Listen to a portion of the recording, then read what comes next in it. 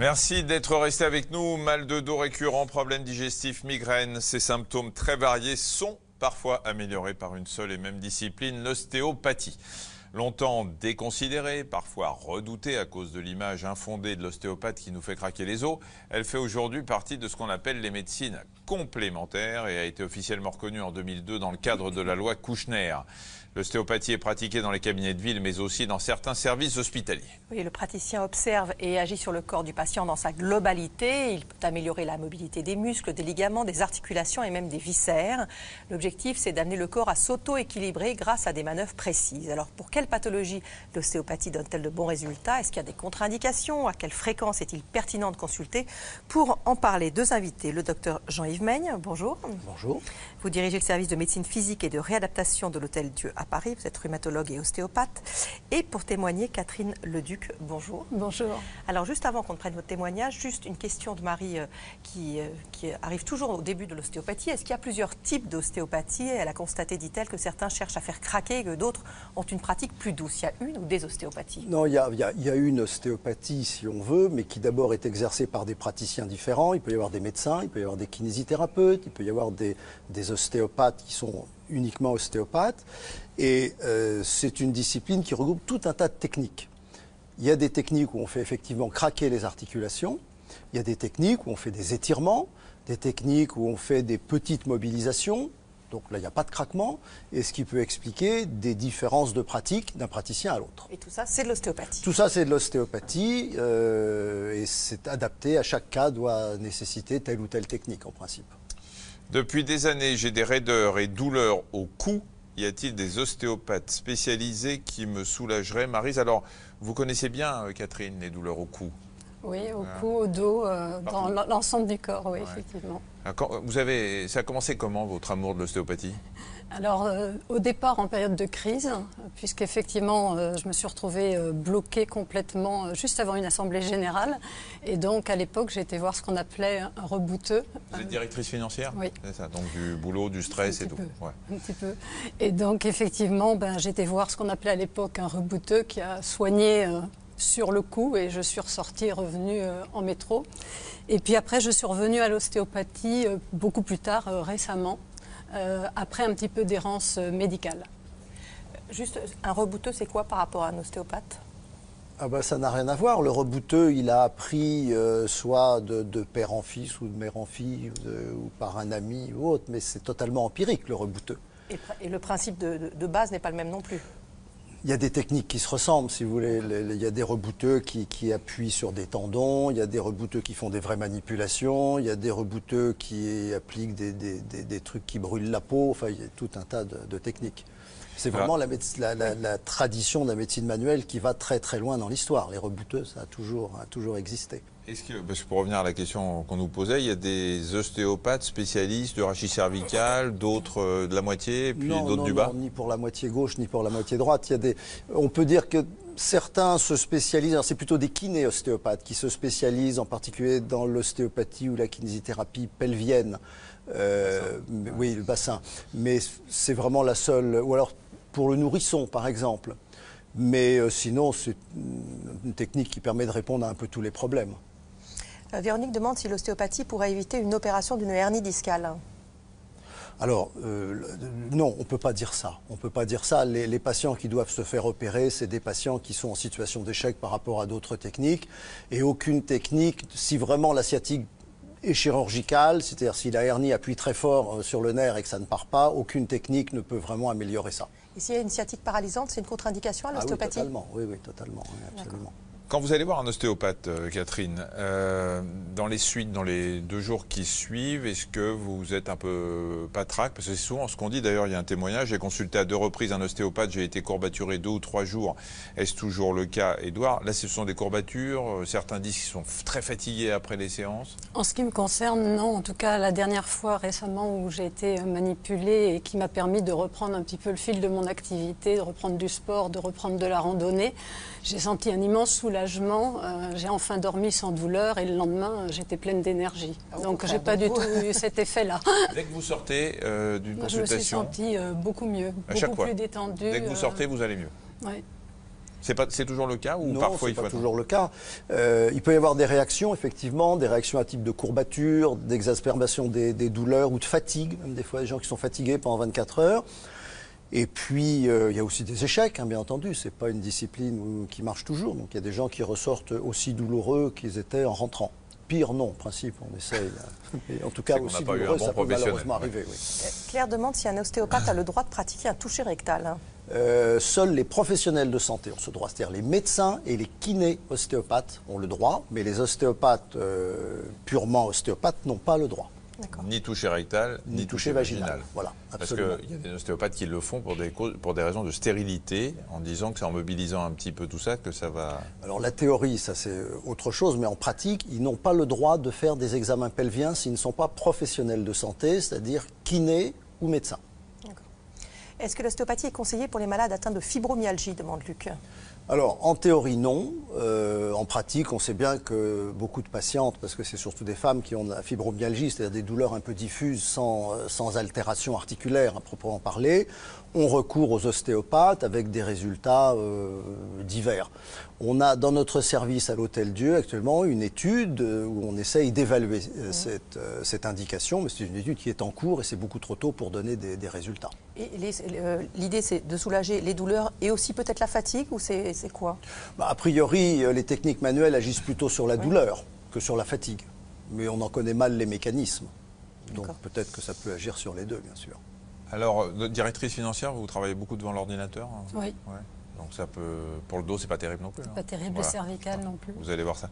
Rester assis derrière son écran d'ordinateur toute la journée en adoptant une mauvaise posture, c'est la lombalgie assurée. Consulter un ostéopathe s'avère alors pertinent car le praticien amène le patient à corriger sa posture et peut même donner quelques exercices à faire à la maison. Reportage Anaïs Plateau, Marc Lavastrou et Isabelle Gastobois. Regardez en face, laissez tomber un petit peu votre tête, lâchez. Alors là, on a encore une petite diminution des amplitudes. Voilà, au niveau de votre 5e lombaire. Puis aussi une petite tension musculaire à gauche. Amina consulte son ostéopathe pour des douleurs au bas du dos. Elle pourrait provenir de sa posture de travail, assise derrière un ordinateur toute la journée. Mais en réalisant l'examen clinique, le praticien se rend compte que le problème ne provient pas que du bassin. Cette patiente, la première fois, est venue avec des problèmes lombaires. Donc le réflexe, bien sûr, c'est de savoir un petit peu son hygiène de vie. Donc elle est tout le temps devant l'ordinateur, des rotations, le téléphone. Donc on peut partir au début sur ce terrain-là, mais en allant chercher un petit peu plus loin, dans ses antécédents traumatiques, voilà, on a vu qu'il y a eu des entorses, mais qui n'ont pas été traitées. L'ostéopathe ne se concentre pas uniquement sur la zone douloureuse, il tient compte également des chaînes musculaires qui s'y rattachent. Relâchez. Bon, c'est plus souple, laissez faire. Moi, mon travail ostéopathique, il a commencé comment? Pas en s'attaquant à ses lombaires, mais justement à commencer à traiter les chevilles. Et au fur et à mesure, je suis remonté au genou et à la fin, traiter le bassin. Si je traite son bassin en premier, la patiente sera soulagée. Mais elle va être soulagée une semaine, 10 jours. Le problème ne sera pas résolu. La consultation ne s'arrête pas là. L'ostéopathe montre à la patiente un exercice à reproduire à la maison pour renforcer sa cheville. Ça va? Ça va. Bon, votre cheville, elle n'est pas encore stable. Il y a quelque chose que j'aimerais que vous fassiez à la maison. D'accord? Ou même au bureau, hein, quand vous avez le temps. Alors, on va s'aider du mur. Posez la main sur votre mur. Donc, doucement, vous allez fléchir le genou. Vous allez décoller le talon gauche. Gardez le genou en flexion. Et légèrement, on va décoller le talon. Et vous allez lâcher. Et vous allez essayer d'être en équilibre. Voilà. On essaye 5-10 secondes. D'accord? Pour travailler justement les ligaments et les tendons au niveau de cette cheville. Pour qu'elle soit dure. D'accord? Bon, alors, après notre traitement, je vais vous demander pendant 48 heures de ne pas avoir d'activité physique. D'accord? Donc ces étirements-là, essayez de les faire 3-4 fois par semaine. Quand vous sentez que vous êtes longtemps assise au bureau, levez-vous toutes les 2 heures. Essayez de vous étirer ou tout simplement juste de bouger. D'accord? Vous levez un petit peu vos jambes. Ne restez pas en station assise longtemps. OK? En plus des exercices, Amina adaptera sa posture au travail. Elle reverra son ostéopathe dans 2 mois. Alors Catherine, sur les lombaires, sur les cervicales, ça a très bien marché. Et puis en 2014, douleur au genou, à la hanche et à la cheville. Et là, l'orthopédiste que vous consultez... Il me dit de porter une talonnette pour la cheville et que pour le genou, parce que le genou claquait un petit peu, on fait des examens, on convient qu'il faut opérer lorsque ce sera trop douloureux. Et puis au bout d'un moment, je suis repartie et j'avais toujours mal à la cheville, donc j'ai fait un petit peu d'errance médicale. Donc j'ai été voir un podologue qui a identifié une tendinite du tendon d'Achille. Donc on est parti vers de la kiné, assez longue mais très très efficace. Et puis, le temps continuant, le genou est devenu de nouveau douloureux. Donc, je suis allée voir un orthopédiste à l'hôpital parce que j'ai été opérée quand j'étais jeune des 2 genoux. Donc, je voulais vérifier qu'il n'y avait pas un problème suite à cette opération. Et là, on m'a expliqué qu'il ne fallait pas opérer, qu'aujourd'hui, c'était plus d'actualité d'opérer et que la solution, ce serait les infiltrations. Donc je suis rentrée chez moi et il y avait une douleur globale dans le corps, la nuit, le jour, et je ne savais plus trop ce que je devais faire.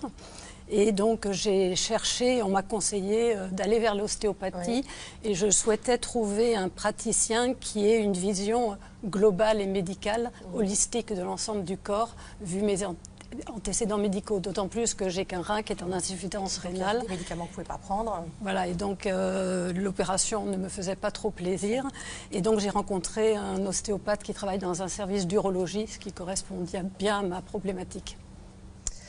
Bernadette nous demande pourquoi il y a des remboursements aussi ridicules et pourquoi certains médecins dénigrent-ils encore l'ostéopathie.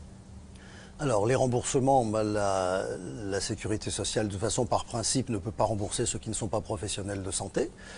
Donc, et de toute façon, l'ostéopathie n'est pas remboursée. Donc, même si vous allez voir un kiné ou un médecin qui ne fait que de l'ostéopathie lors de sa consultation, normalement, il n'y a pas droit à remboursement par la sécurité sociale. Oui, il y a les complémentaires. Les complémentaires santé remboursent jusqu'à 3 séances par an. Et la deuxième question... Pourquoi certains médecins dénigrent-ils encore l'ostéopathie? Il faudrait leur demander. Vous constatez quand même que ça rentre quand même dans le champ des... Moins maintenant quand même.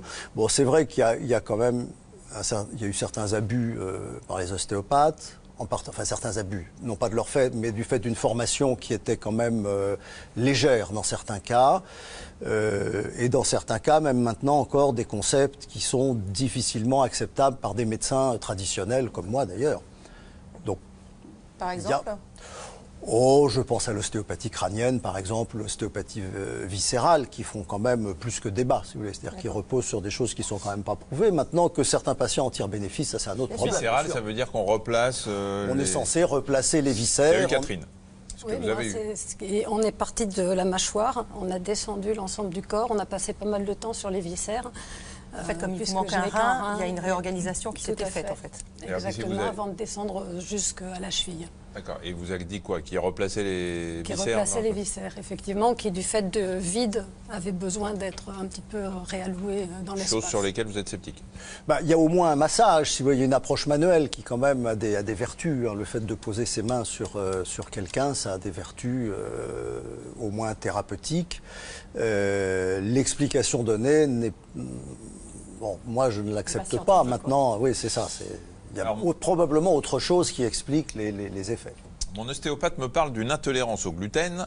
N'est-ce pas plutôt le rôle de mon généraliste de faire ce genre de diagnostic, dit Martine? Oui, normalement, un ostéopathe, sauf si les médecins, n'a pas le droit de poser un diagnostic médical. Surtout quand c'est un diagnostic médical avec des conséquences. Parce que s'il y a une intolérance au gluten, il y a un régime qui va avec, il y a des examens à faire. Donc non, l'ostéopathe devrait normalement adresser au médecin traitant. Éventuellement, il peut suggérer, mais... Alors, justement, parce que c'est aussi une question, il y a certains ostéopathes qui rentrent dans une sorte de mouvance parce que c'est une médecine, qu'on va dire une médecine douce, complémentaire aujourd'hui. L'intolérance au gluten est très à la mode, on a le tout bio, parfois le végétarien, etc. On a l'impression que parfois, chez les ostéopathes, il y a un petit mélange de genres. Il y a une tendance à vouloir élargir leur pratique, justement, en prescrivant des régimes ou des choses comme ça. Là, je pense qu'ils débordent tout à fait de leur sphère d'intérêt. Ce n'est pas du rôle de l'ostéopathe, encore une fois, de se substituer au médecin et d'aller prescrire des régimes qui peuvent parfois ne pas être du tout adaptés. Il y a des régimes qui ne sont pas bons du tout. Ce qui ne participe pas forcément à une bonne image de l'ostéopathie, qui n'aide pas les choses. Absolument, absolument. Ludivine nous dit que sa nièce qui est née il y a 2 semaines par voie basse après les premiers soins est hypotonique et a la mâchoire bloquée. Est-ce que l'ostéopathie peut l'aider? On regarde un petit reportage et puis on en parle. Bien sûr. Vous l'aurez compris, l'ostéopathie s'adresse à tous, même aux tout petits. Quelques jours après la naissance, un bilan ostéopathique permet de vérifier que le nourrisson est en pleine forme. Problème de digestion, difficulté à mouvoir le corps correctement ou début d'aplatissement du crâne. Touchez. Touchez l'arrière. Regardez. J'ai pas eu de l'ostéopathie. L'ostéopathe peut prendre en charge ces pathologies. Reportage Anaïs Plateau, Mathias Denisot et Lionel Simon. Bonjour Victoire. Alors bébé, on va faire une petite séance d'ostéopathie. Ce sont des petits massages, des étirements et maman reste à côté de toi. Deuxième séance d'ostéopathie pour la petite Victoire. Marie a accouché il y a 1 mois. Directement après, elle a fait un bilan chez son ostéopathe. Un début de tête plate a été remarqué sur son bébé. La naissance s'est bien passée, du coup il n'y avait pas trop de problèmes. En revanche, elle tournait la tête plutôt d'un côté. Et du coup, elle a manipulé pour qu'elle puisse aussi tourner la tête de l'autre côté et éviter la tête plate. Et on étire. Super. Et on croise. La spécialiste commence par vérifier que le corps de Victoire est bien mobile. Elle s'intéresse ensuite à sa tête. Très bien Victoire. Quand il y a un aplatissement, c'est un aplatissement qui se fait en général comme ça. Et souvent, ce qui arrive dans les cas les plus sévères, c'est qu'on a un aplatissement d'un côté en fait de la tête. Et du coup, en réaction à cet aplatissement, on va avoir un aplatissement du côté contralatéral et une bosse frontale du même côté. Grâce à des gestes très délicats, l'ostéopathie a résolu le problème de Victoire. Par rapport à la dernière fois, on avait un tout petit début d'aplatissement et là, c'est bon, il n'y a plus. Là, on est bien. Allez, on se bascule sur le ventre. Pour conserver ces bons résultats, l'ostéopathe conseille de varier les positions du bébé. Sur le ventre ou dans les bras, il ne faut pas le laisser constamment sur le dos. L'ostéopathe montre à la mère comment s'assurer que Victoire tourne bien la tête à droite et à gauche. Alors là, je vérifie la rotation de la tête. Je vois si elle va bien des deux côtés, s'il y a une résistance, si elle triche en levant l'autre épaule. Comme ça, j'évalue un petit peu, voir si on a terminé ou pas. Et ça me semble pas mal du tout. Ok, c'est très très bien. L'ostéopathe insiste sur la prise en charge rapide des bébés après la naissance. En plus de l'aspect peu esthétique, il existerait certains problèmes médicaux liés à l'aplatissement de la tête. Les risques présumés, ça va être des troubles de la vue. Souvent, les enfants vers 2-3 ans présentent ce qu'on appelle une amblyopie, qui est un trouble de la vue qui doit être corrigé avec des lunettes. On peut avoir dans certains cas des petits retards psychomoteurs, donc un enfant qui se retourne un peu plus tard que les 5 mois, enfin voilà, des retards tout relatifs mais qui sont quand même présents. Des problèmes de scoliose pourraient aussi être liés à la mauvaise position de la tête de l'enfant. Pour Victoire, les risques sont écartés pour le moment. Merci beaucoup. Merci. Au revoir. Alors pour les parents qui veulent me montrer leur nouveau-né à un ostéopathe, il y a des ostéopathes spécialisés, on passe par le pédiatre, on demande à la maternité, on fait quoi ? Je crois qu'il faut passer par le pédiatre. Il faut absolument avoir un avis pédiatrique parce que là, on a évoqué, je crois qu'il y a quelqu'un qui parlait d'hypotonie du nourrisson. Oui. Il est absolument indispensable d'avoir l'avis d'un pédiatre d'abord. Une hypotonie, ça peut être l'indice d'une maladie sérieuse, neurologique ou musculaire ou autre. Il n'est pas question d'aller voir un ostéopathe comme ça, sans un diagnostic médical et sans un feu vert médical avant. Et après, il y a les ostéopathes spécialisés dans le Alors, il y a une approche particulière quand même du nourrisson. Tout le monde ne peut pas traiter un nourrisson. Maintenant, le problème, c'est est-ce que ça sert à quelque chose ? C'est ça la question qu'on peut se poser. Les aplatissements du crâne, c'est connu depuis toujours. Ça se corrige dans la quasi-totalité des cas, à ma connaissance, dans les premiers mois de croissance. Disons qu'on manque de preuves dans ce domaine. Ma fille de 3 mois a eu énormément de régurgitation pendant une semaine après une visite chez l'ostéopathe. Est-ce normal ? Demande Cécile. Alors je ne vois pas vraiment le lien entre des régurgitations et un traitement ostéopathique qui aurait pu les déclencher. Les ostéopathes prennent en charge certaines régurgitations, arrivent peut-être à les diminuer, je ne sais pas, mais je ne vois pas comment des techniques ostéopathiques chez un petit nourrisson peuvent déclencher ça. Mon fils est constipé en permanence, est-ce qu'un ostéopathe peut l'aider ? Il faut voir un médecin, c'est pas normal. On commence par le médecin. Oui, toujours, c'est vraiment un réflexe. Catherine, quand vous allez voir un ostéo, alors peut-être que vous avez trouvé un ostéo qui vous convient, vous allez voir toujours le même maintenant ? J'ai rencontré récemment un ostéopathe qui correspondait à mon souhait, c'est d'avoir une vision globale et qui soit proche justement du médical, capable de lire des radios et capable de lire des analyses médicales. Et alors comment, parce que vous l'avez rencontré, mais c'est quoi? C'est sur le conseil de quelqu'un? C'est sur le bouche à oreille? C'est quoi? C'est sur le conseil d'une professeure de pilates avec qui je travaille sur les problématiques de posture, justement, suite aux difficultés par rapport au travail sur ordinateur, qui m'a recommandé 7 ostéopathes. Et du coup, vous voyez maintenant de manière préventive. Vous n'attendez pas d'avoir mal pour aller le voir? Voilà, j'ai l'intention d'y aller à peu près tous les 3-4 mois pour vérifier que tout va bien et avoir toujours la possibilité de faire toutes les activités que je souhaite et pas me retrouver en période de crise. C'est une indication, ça, d'aller voir l'ostéopathe pour voir si tout va bien? Vous savez, l'ostéopathie, c'est à la limite entre le thérapeutique et le bien-être. Donc moi, je comprends tout à fait que des gens éprouvent le besoin. On a toujours des petites douleurs qui traînent, surtout dans certaines professions, comme le disait madame, hein, d'un ordinateur. Donc pourquoi pas? Pourquoi pas? Lilou demande si l'ostéopathie peut aider en cas de bruxisme. Ce sont les gens qui grincent des dents. Alors, le bruxisme, c'est une manifestation d'anxiété. Hein. C'est les gens qui serrent les mâchoires et qui font grincer les dents comme ça. C'est des gens souvent très très nerveux. Et tout ce qui est technique manuelle peut des fois jouer un rôle. Pourquoi pas, oui, absolument. Les maux de tête? Là, en gros, c'est quelqu'un qui a jamais eu de migraine, mais qui a souvent des maux de tête. Alors, les maux de tête non migraineux, tout à fait, peuvent avoir une origine, peuvent prendre l'origine au niveau des cervicales, des vertèbres cervicales. Et dans ce cas, effectivement, des traitements manuels peuvent réussir parfaitement. Cela dit, c'est Joël qui a 70 ans, qui n'a jamais eu de migraine et qui depuis 2 mois a des maux de tête. Ça serait quand même bien qu'elle consulte un médecin d'abord. De toute façon, bien évidemment, pour voir pourquoi des maux de tête sont apparus. D'apparition récente, voilà, voir un médecin. Sophie souffre d'une névralgie du nerf pudendal. Elle demande si l'ostéopathe peut l'aider. C'est en bas, c'est dans le périnée. Oui, c'est ça, c'est le nerf qui innerve le périnée, qui va vers les organes génitaux, et qui peut être le siège de névralgie extrêmement invalidante, bien entendu. D'abord, c'est des douleurs intenses qui sont très mal placées, qui gênent la station assise.